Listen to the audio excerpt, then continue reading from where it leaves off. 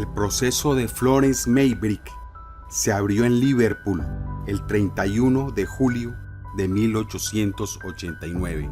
La sala estaba atestada de una multitud que escuchaba atenta y mucho más lejos de los confines del Palacio de Justicia y de la ciudad. Millones de personas seguían el proceso como si les incumbiera personalmente. Rara vez la batalla por una vida ha sido peleada en una atmósfera de tan continua tensión.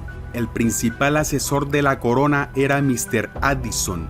Era un popular magistrado del circuito norte, tal vez no de gran vuelo, pero un buen abogado, de madura experiencia. Si no podía llegar a la altura de Russell, por lo menos no era hombre para ser desechado o intimidado. Durante los días de conflicto anteriores a la exposición del alegato, Addison nunca dejó de anotarse un buen tanto. Pronto fue evidente que, aunque había muchas pruebas detalladas en vista, la acusación se apoyaba en tres bases principales. Estaban los papeles matamoscas, el jugo de carne y una carta escrita por la detenida, Abril, solo unos días antes de que muriera su marido. Addison se ocupó de cada una por turno y explicó la interpretación que les daba la corona. Los papeles matamoscas, y obsérvese, únicamente los papeles matamoscas, se presentaron como fuente de donde la detenida obtenía arsénico. El 24 de abril, la señora Maybrick había comprado una docena. El 29, en distinta farmacia, había comprado 2 docenas más. Las criadas vieron algunos en el dormitorio de Maybrick, remojados en una palangana que estaba cubierta con una toalla. Addison asoció estas compras a la enfermedad de James Maybrick, la cual, lo recordó, empezó el 27 de abril. Maybrick estaba realmente muy malo aquel día y el siguiente, pero el 29 se encontraba considerablemente mejor. Es algo extraordinario, observó Addison, que en momentos en que su marido apenas estaba recobrando la salud, ella comprara estos otros papeles matamoscas. Este fue el alcance de la prueba de los papeles matamoscas. Demostró que la señora Maybrick los había tenido en su poder. Dio fundamento para sospechar que ella había intentado extraer el arsénico, pero no había nada que probara que se había extraído arsénico y que se hubiese hecho uso de él.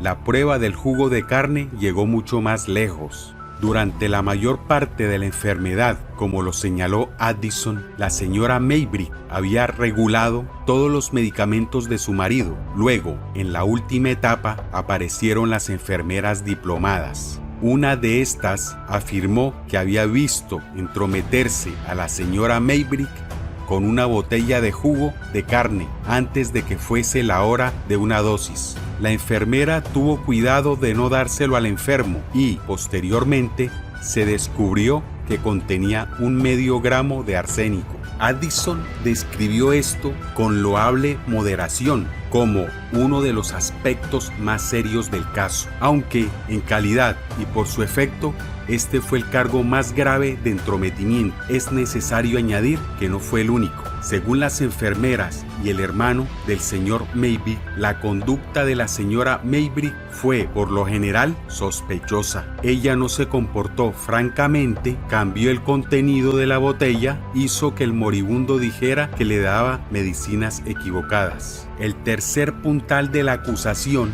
la carta de la señora Maybrick a Brearley del 8 de mayo, se transformó en una de las cuestiones más importantes del juicio. Escrita deprisa por una mujer cansada y atormentada, fue examinada en su tiempo y ha sido discutida desde entonces con una precisión minuciosa más apropiada para una ley. Esta carta, como la otra anteriormente mencionada, jamás llegó a su destinatario. La señora Maybrick, atada al cuarto del enfermo, la entregó a una criada, Alice Yapp, para que la llevara al correo. Yapp, por su propia cuenta, la dejó caer al suelo y la abrió, con intención de cambiar el sobre sucio, pero habiéndola abierto, la leyó.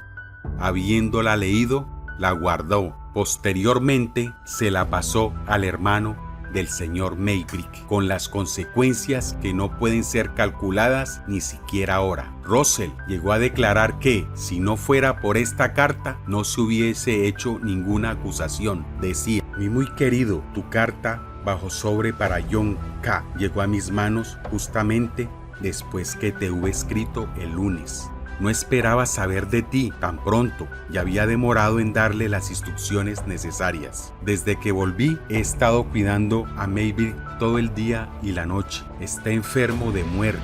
Los médicos tuvieron ayer una consulta y ahora todo depende de cuánto tiempo sus fuerzas puedan resistir.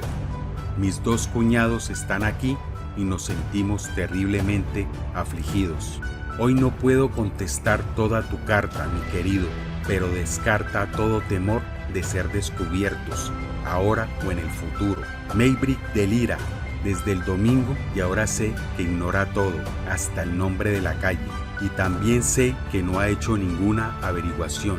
El cuento que me hizo era totalmente inventado y solo llevaba la intención de asustarme para sacar la verdad. En realidad cree en lo que he dicho, aunque no quiere reconocerlo. Por lo tanto, no necesitas salir del país por este motivo, mi querido. Pero en todo caso, por favor, no te alejes de Inglaterra hasta que te haya visto una vez más. Debes entender que aquellas dos cartas mías fueron escritas en circunstancias que deben excusar su injusticia ante tus ojos. ¿Puedes suponer que yo podría proceder como lo hago si verdaderamente sintiera y pensara lo que indicaba entonces? Si quieres escribirme cualquier cosa, puedes hacerlo ahora, porque en la actualidad todas las cartas pasan por mis manos. Disculpa estos garabatos, mi querido, pero no me atrevo a dejar mi cuarto ni por un momento, y no sé cuándo podré escribirte otra vez. Apurada, tuya para siempre, Flory. Solo en esta carta había indicios de mala conducta. ¿Llegó tan lejos como para sugerir una insinuación del asesinato? Así lo sostuvo la acusación, poniendo especial fuerza en este pasaje. Está enfermo de muerte. Los médicos tuvieron ayer una consulta y ahora todo depende de lo que sus fuerzas puedan resistir. Es perfectamente cierto que en el momento en que fue escrita esta carta, los médicos no tenían una opinión pesimista. Creían que James Maybrick estaba gravemente enfermo, pero no creían que su muerte fuera probable. El 7 de mayo, dijo uno de ellos en el recinto, me formé un pronóstico lleno de esperanzas y pensé que pronto se restablecería.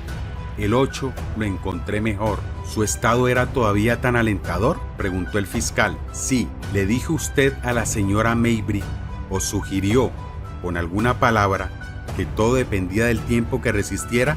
No. ¿Dijo usted que estaba enfermo de muerte o algo que indicara esto? No. ¿Había tenido alguna forma de delirio desde el domingo? No. Por lo tanto, la corona podía, y así lo hizo, argumentar legítimamente que, por más que lo indicaran los lamentables presentimientos de la señora Maybrick, la seguridad de una muerte cercana no era la opinión de sus consejeros médicos. Estas, pues, eran las cuestiones que debía afrontar la defensa. ¿Por qué la señora Maybrick compró y remojó los papeles matamoscas? ¿Cómo llegó el arsénico al jugo de carne? ¿Cuál fue el fundamento para la manifestación de su carta de que el 8 de mayo su marido estaba enfermo de muerte? En resumen, y apartando lo innecesario, estas fueron las causas en que se apoyó la corona para enviarla a la horca.